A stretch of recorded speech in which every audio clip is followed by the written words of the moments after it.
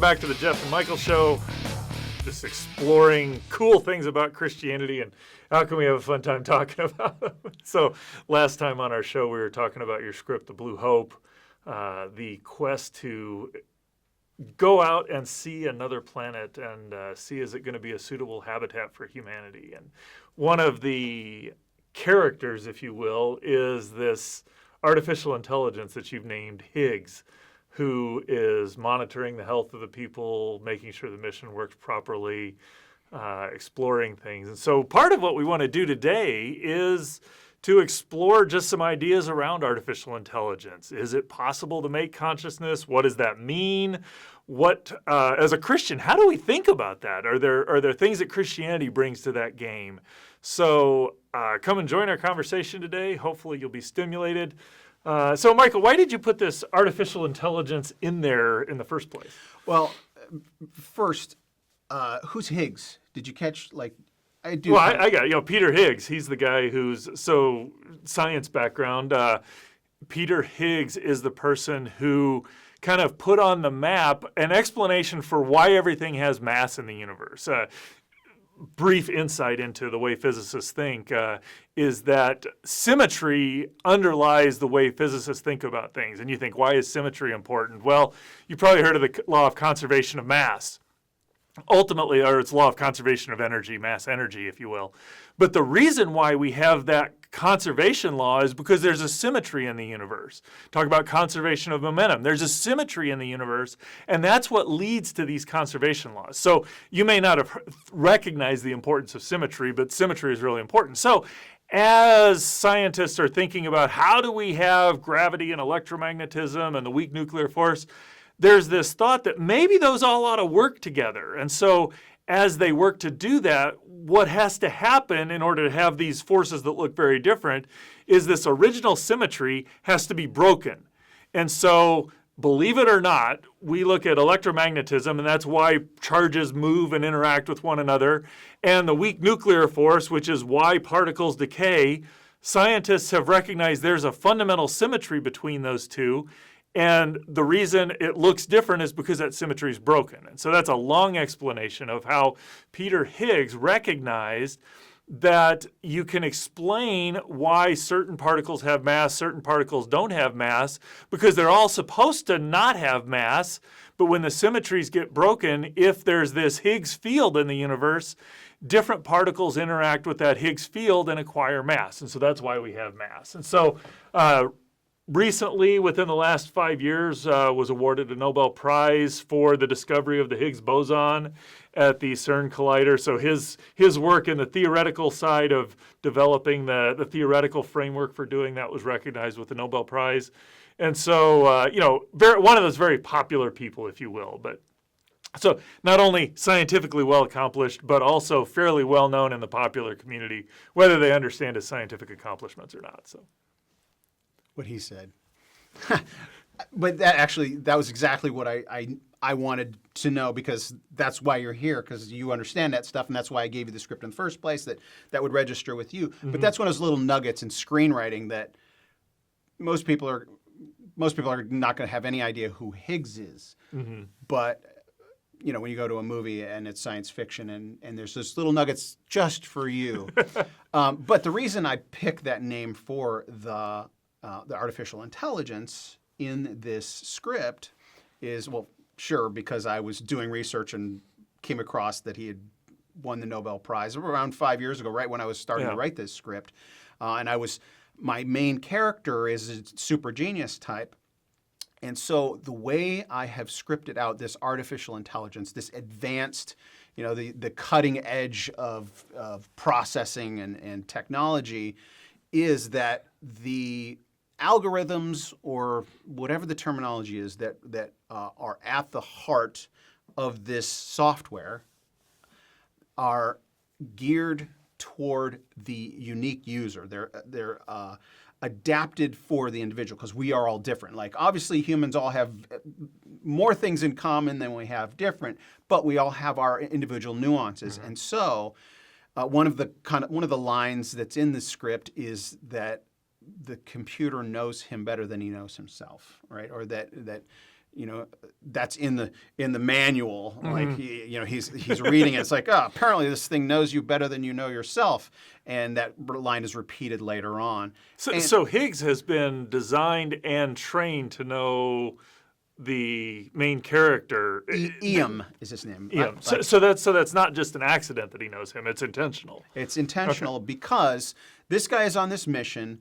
It's there's a very narrow margin of error in this mission. He's going to this distant rock that nobody's ever been this far before, and so everything has to be extremely efficient. So there's variables that have to be accounted for, and that's why there's this artificial intelligence that needs to monitor him, partly from deep space isolation, going that far for that long, being out there alone. There's psychological ramifications that they want to take into account. So this artificial intelligence is designed to maximize the efficiency of the mission by essentially comforting. It's a knowledge base. It's almost like a companion. He's almost like a companion, exactly, in a very real sense. Well, that's the thing. That's one of the features of it, right? Like I keep bringing up the phone. Your phone is a phone, but it's also a camera, and it's also a search processor. Right? The device has multiple functions. So the artificial intelligence is an information source, but it's also a soothing, comforting companion. Simulated companionship is how it's referred to. Emulated intelligence is another way it's referred to. And the reason I picked the name Higgs is because I made the main character he started as a child genius, and at a young age, he got interested in physics. He has, you put these emotional, you create your character with certain real emotional human emotions, like his father died of cancer, which is caused him to be bitter toward the world, but he discovered science and poured himself into that, and that's what got him focused, and he became a genius. And his first successful paper when he was 12 years old was about Peter Higgs, right? And that's what sets us in the future, right? This is a contemporary. He's still alive. He just won the Nobel Prize. And so, we're not that far in the future. It'd be like doing a paper on Einstein for us today or something like that. And so that's why I picked the name Higgs. It's interesting hearing your description, because I didn't get that reading through there. So it's neat to hear the backstory, if you will. When you do screenwriting, and that's the thing, you've got to know your character better than the audience is going to know the character. Right, that makes sense. Because all of his decisions, even though you don't know all the backstory, all of his decisions come from who he is. Right, so you have to become your character, so you have to know him, and sometimes you have details that you've come up with that accidentally come forward in the writing later on, and that's the best screenwriting. And I'm not saying I'm the greatest screenwriter, but I've got lots of compliments on this script. We should get it made. So, because that's my character is kind of it's not anti-technology, but he's the kind that's like, I know it's an artificial intelligence, this simulated nonsense with this soothing voice and this witty banter or whatever. That's algorithms. These are algorithms programmed in. It more feels like he's being conned by it rather than being comforted, which is, it's like, okay, I know that's not conscious. It's acting like it is. It's all fake. I don't want to get caught up in that. I mean, I resonate with that sort of thought a lot. So, right? Yeah, right. I'm suspicious. Right. It's the HAL 9000 effect. For the science fiction enthusiast, HAL 9000 is 2001: Space Odyssey, I believe. Yeah, 2001: Space Odyssey. Stanley Kubrick, and so that's a case where the computer overrules. I don't remember all the details of the story, but the HAL 9000 basically. The mission was more important. I think essentially the mission was more important than the human's well-being in that story or something. So the HAL 9000 becomes like the villain. Yeah. And so that's an element, and those are common science fiction tropes. That's an element that I wanted in this story, not to force it in, but it happened naturally. He becomes suspicious because essentially the computer determines, my main character has, this is a spoiler, but has a growth. He has a tumor, and he's brought out of hibernation at a certain point because, like, he's essential to the mission. And if he dies before the mission is completed or whatever, so he's brought out. But the computer knows that he can't tell him that he has a tumor because it'll cause greater stress, right? It's the ethical conundrum of when is it okay to lie to a person, right? Right. The hierarchy of virtues, like preserving human life is a higher virtue than truth-telling. Okay. I'm not so... This is a J.P. Moreland. Okay, this is J.P. this- Moreland. This is yeah, something I this learned is- through Well, J.P. this is the Moreland. same sort of stuff. I mean, I know I've wrestled with that. It's like, okay, so the Nazis come knocking on your door. Are you hiding somebody in there? Bible says don't lie. Lying is going to lead to these folks, so, and I've been on different sides of that issue as I've thought about it through my life. So, these strike me as unsolvable. I do think in the moment God gives you the direction if you're more interested in following it. I don't know that there's an algorithm that will decide all of that, is my assessment at this point. But The example that I always use, it's not original. I think I read it in one of J.P. Moreland's, maybe it was Scaling the Secular City. We'll talk about J.P. Moore in a little bit here. He's a theologian, fourth person of the... No, I won't say it. no, that's I was going to be irreverent. But these ethical conundrums, like there are virtues, there are absolutes, but there can be circumstances when they come into conflict. So what's the hierarchy? Which one has priority? And so the example that JP uses is that say you're an EMT and you're responding to a heart attack. Like somebody, this victim has suffered a heart attack. And so it is common knowledge that if a heart attack victim knows that they're suffering a heart attack or that they just suffered a heart attack, that they are susceptible to suffering another heart attack in an instant. And so say you're an EMT responding, you've got this patient in the ambulance, and he looks at you and asks, did I have a heart attack? There's the moral dilemma, right? You know that if you say the truth, you could cause this person's death. And so in that instance, it's morally okay to lie. Or is it? Well, the terminology, maybe it's an exception. Well, and that's how GAP said it. That's There fair. are exceptions. It's not. You're not sinning in that instance because you're doing the higher good. There's a higher good. And this is a tangent, by the way. In thinking about that, this is I'm a father. I have 5 kids, and with multiple ones of my kids, lying is prevalent.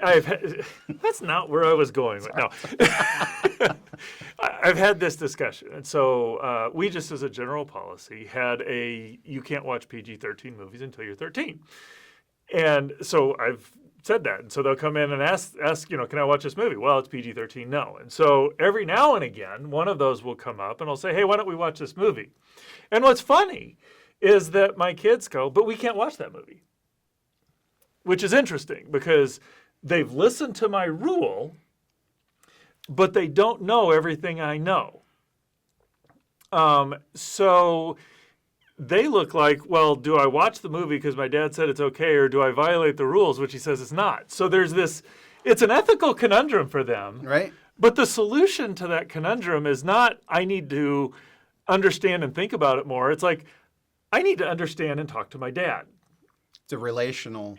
The solution is relational. Mm-hmm. And so, and this is kind of where I've settled on these issues. It's like, I don't think God's up there saying, well, in certain instances it's okay to, that there's no set of rules about that. But he knows, because of God, who God is, if Christianity, or how, as Christianity has understood God, God is unchangeable, immutable, all sorts of things about him. So it's not like God saying, well, okay, in this instant it's better than this. It's like there's this thing. But because we don't know the mind of God, they appear as ethical conundrums. And my inclination is to solve them.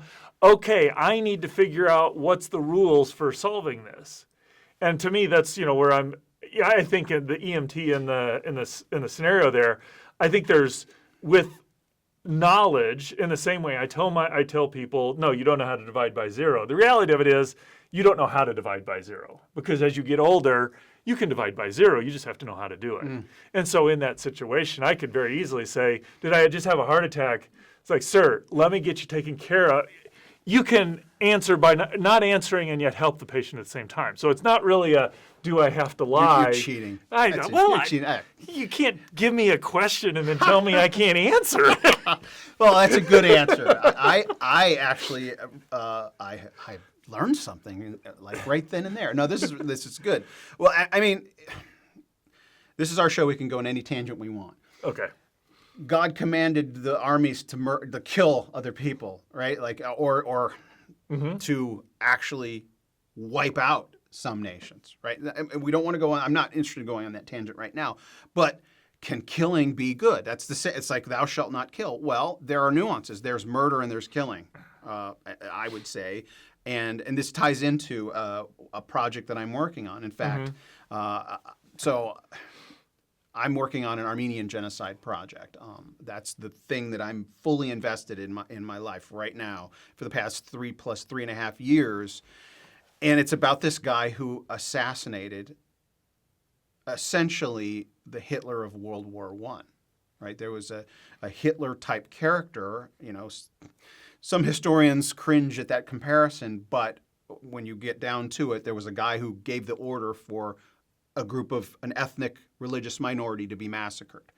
And so that's the comparison. Like Hitler was with the Jews and with this Turk, ethnically a Turk, and the Ottoman Empire gave the order for an ethnic religious minority, the Armenian Christians. And it's tied directly to Hitler. Hitler actually used it as inspiration for what he did, and that's why this is like this incredible project that I'm working on. And I'll reference it a lot of times.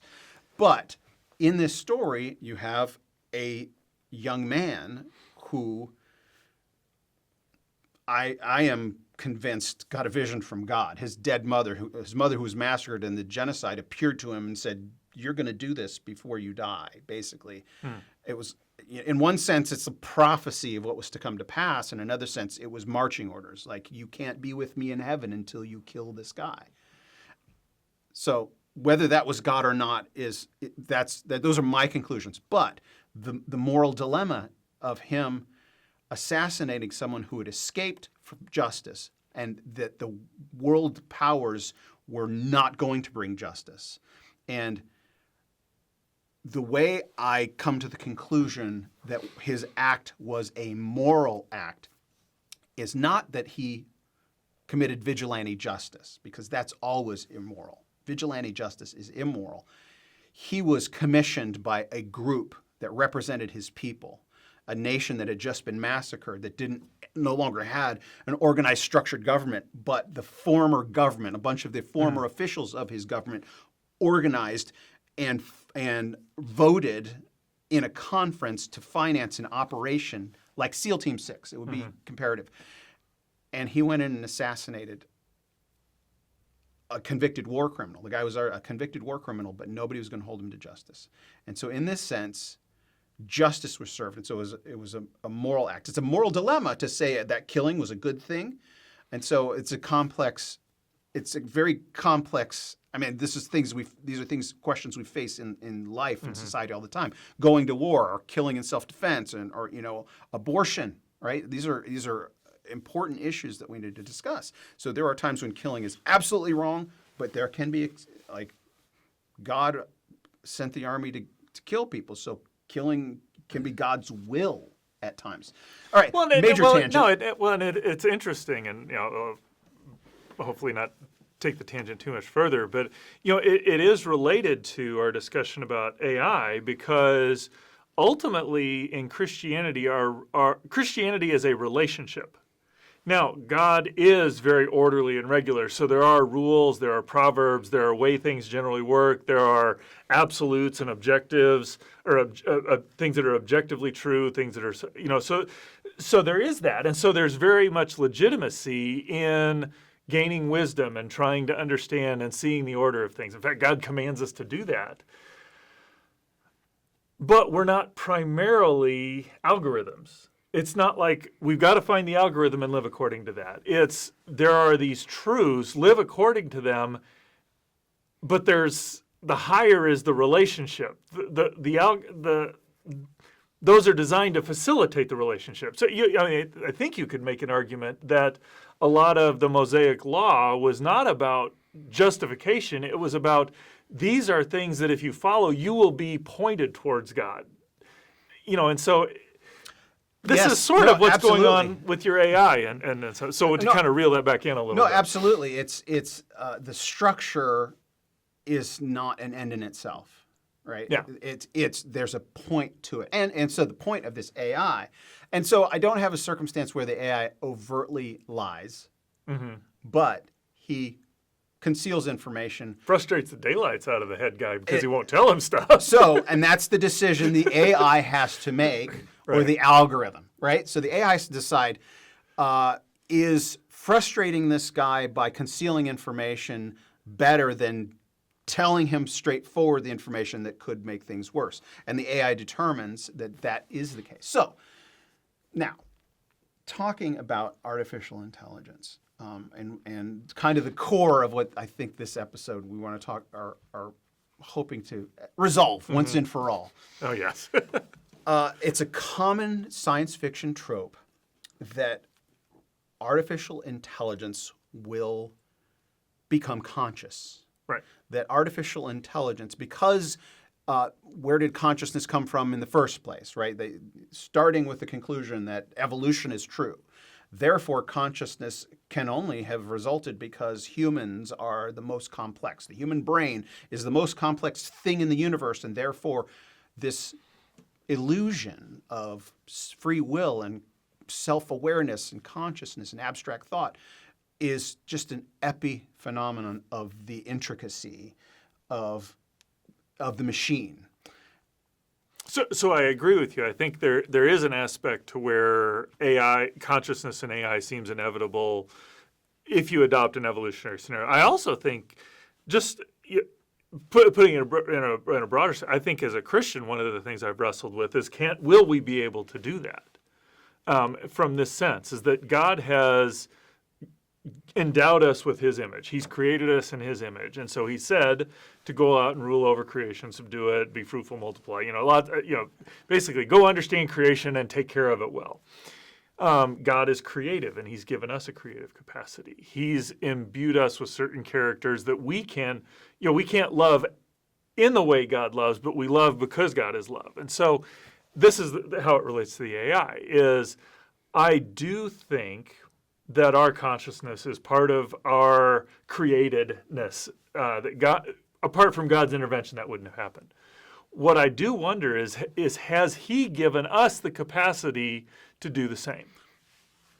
So in our pursuits of AI, yes, there's going to be a lot of algorithms, there's going to be a lot of computer power, but has he given us the capacity to replicate consciousness? I'm inclined to say no.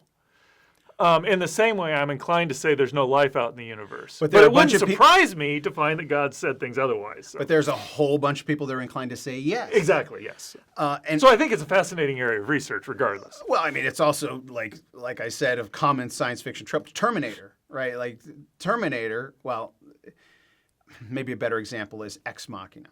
So a movie called Ex Machina, which I highly recommend if you're a science fiction fan, is this guy who works for this, corporation, tech corporation, wins a prize, and he goes to visit the developer, the owner of the company.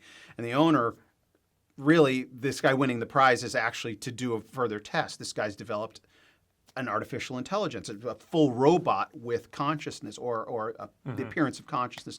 And so this recruit from his company is supposed to give the Turing test to the AI.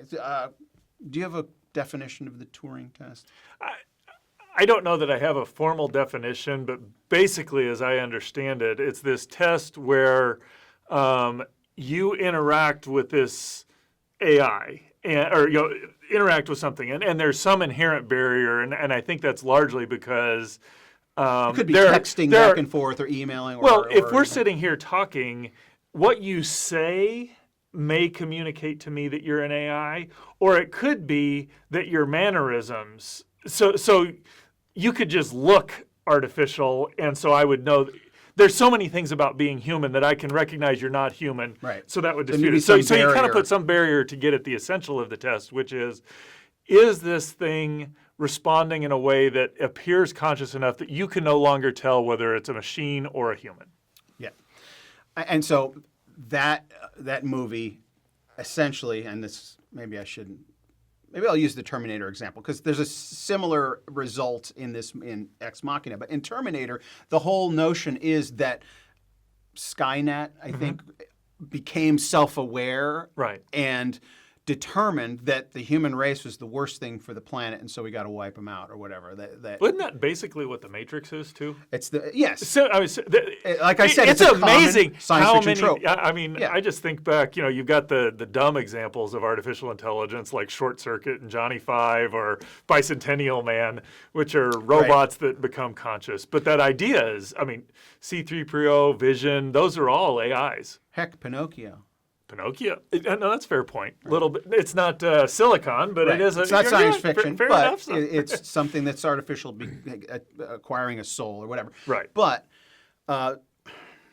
there's a tangent I want to go on, but before we go in that direction, isn't it Stephen Hawking said something about AI would be the doom or the end of humanity, or it's the greatest fear or the danger or something? I know he's talked about various people, so I don't know. I want to be careful about attributing who said what. But as I've read the literature and talked, you look at what people think about with AI. And again, the way it's presumed is our computing power is getting more and more powerful. We're approaching the number of connections in our computer technology, we're approaching the level of how many connections there are in the human brain. And it's growing exponentially. So we're close, and we think it's just going to be slowly more. But at some point, it exponentially grows. And it's not just can we create something that's human-like. It's more, once we create something like that, it's going to be a super intelligence. And so if that's the case, we've now created something with the capacity to either save or destroy us. And like the next step in evolution. I mean, that's some people phrase it that way. And at least when you look through the history of where you have extinction level events, the things before don't survive well. That's why it's called an extinction. And so this ASI would be an extinction level event for humanity in most scenarios. Now, some scenarios say, well, the ASI figures out how to save humanity, and somehow we're able to figure out. There's a whole lot of speculation packaged behind that, but it could be very detrimental. But I think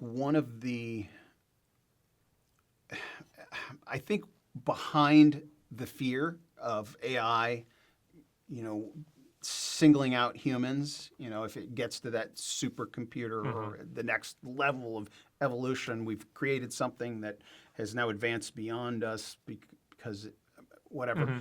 I think it's a fear that I think it's kind of environmental extremism or the fear that humans are destroying the planet. I think the computer would see that humans are bad for the planet, they're bad for the rest of life on the planet because they're overusing or abusing the resources, and then if we get rid of humans, then everything else will go on as it has for eons or whatever. And no, I think there is some of that, but at least in some of what I've read, and again, my guess is that there's a spectrum of what people think, but at least some of what I've read that,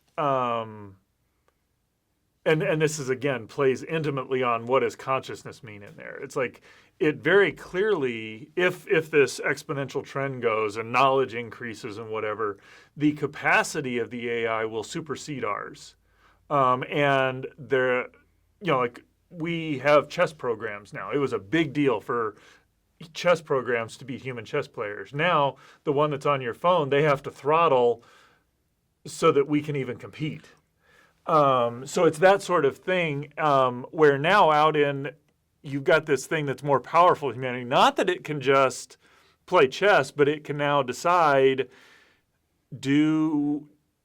it's got to decide what to do. And if you're not careful, it fulfilling its mission could wipe humanity. The example was, learn how to do this handwriting. And so it develops an AI that learns how to do this handwriting. And ultimately, in figuring out how to do the handwriting, it needs more resources. And it realizes not so much humans are bad, but humans get in the way of they are using my resources. And so it's those sort of... So it's the command that it's given could push it in a direction that's detrimental to humanity. Or the humans are bad, we need to destroy them, or just it's a competitor. My guess is there's probably a big range of how people come to get that. But it's an interesting thought. We tend to assume, they're just going to be benevolent, they're going to think like us and be more rational and whatever. I think that's what Hawking and various folks who are concerned about that, it's like you assume a moral trajectory that will go with that there's no basis for that that assumption. Right. All right, we're cutting there. Come back next week and catch the rest of the conversation.